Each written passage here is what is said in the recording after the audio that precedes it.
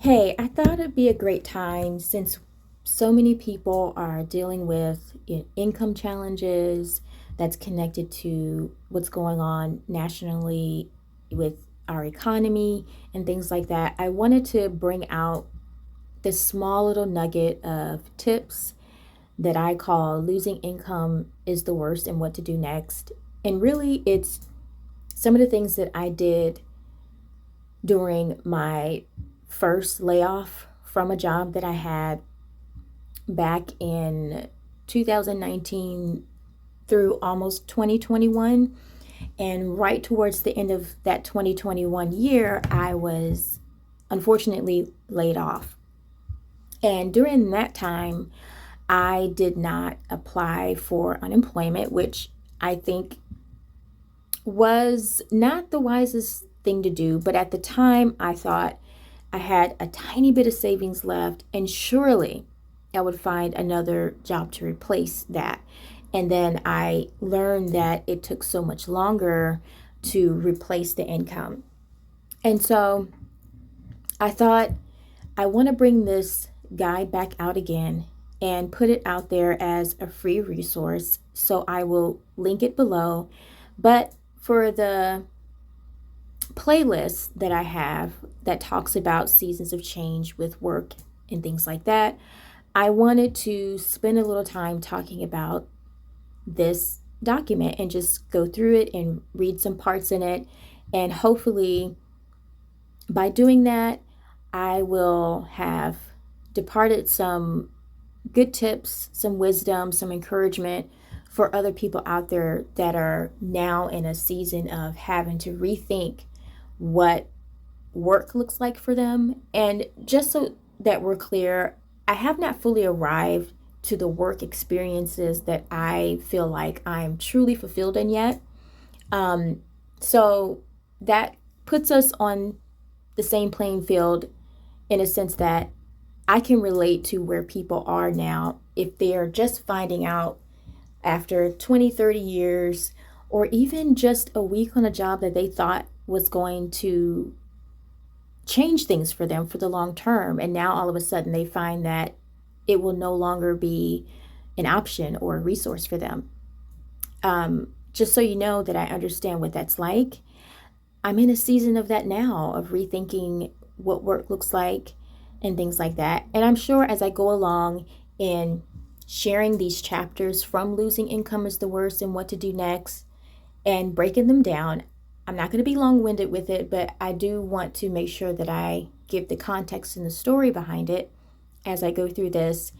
And again, just hoping that it would be some form of encouragement to you and that maybe you'll learn something from it that I learned that I didn't know before that actually helped me along.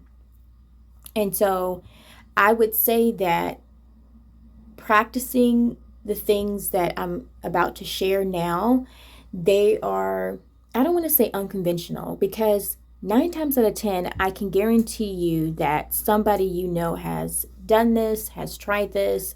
Um, and some of us have lived our entire lives surviving this way. I have seasons of that myself that I'm still trying to work through, untangle, and get to more in an abundant, a fully abundant mindset, which I'm on that track. But I never want to forget what it's like to have to revert back to some, survival tactics just to make ends meet. And so giving that as a little bit of context, that's why I created Losing Income is the Worst and What to Do Next. It was almost like just a knee-jerk reaction to want to do something when it felt like I couldn't do anything. And so it was my way of creating something out of nothing. And in doing that, I was able to not only extend the period of time for me to know when I really needed to transition to do something else, um, or even just survive that week or that month based on these tips. What I'm hoping that people get out of this is to, number one, know that you are not alone.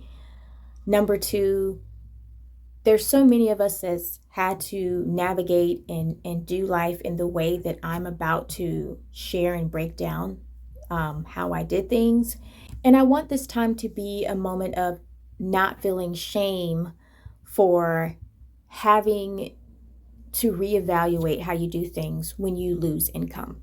So now I want to spend a little time giving a little bit of context from my personal story so that you can either picture yourself or somebody you know, or maybe parts of my story resonate with you, to where you feel like you can get something out of this, or maybe you just want to hear the story and just feel encouraged by the story, and that's perfectly fine too.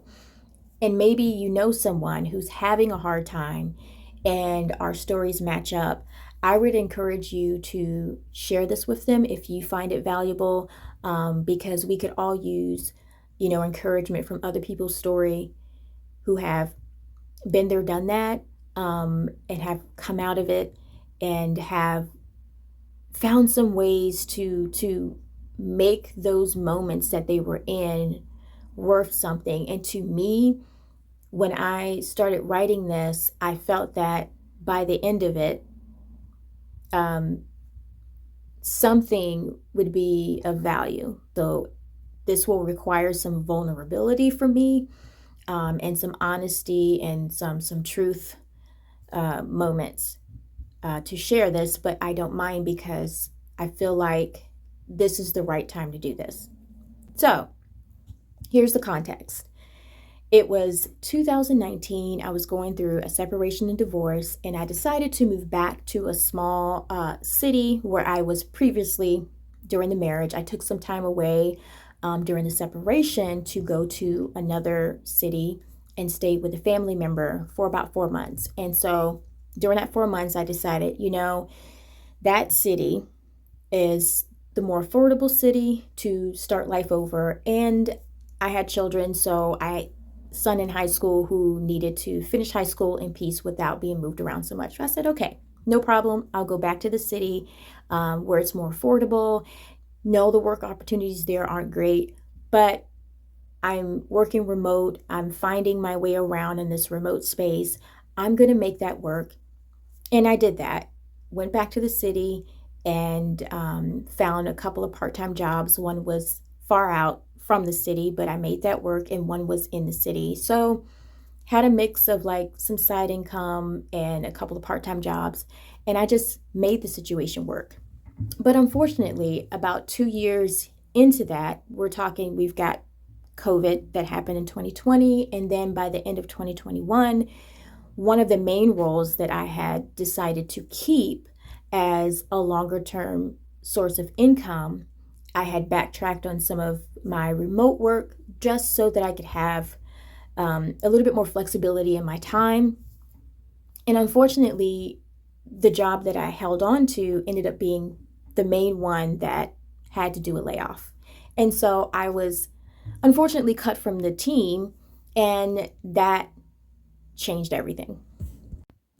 So that's the general context of my situation, and this is where I'm going to leave this part of the intro of the video.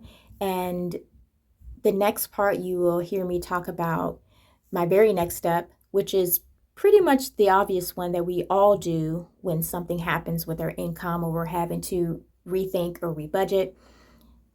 I had to rebudget. So this next part is going to be called Doing the Math, Part 1, and that will be in the next video. And so hopefully this part of my story has intrigued you enough that you would want to move on to the next part. And again, I'm trying to keep all these parts simple. And if you have any questions specifically about the season of life I was in, you're more than welcome to ask me in the comments, and I'll be sure to answer them as truthful and honestly as I can. And we'll just go from there.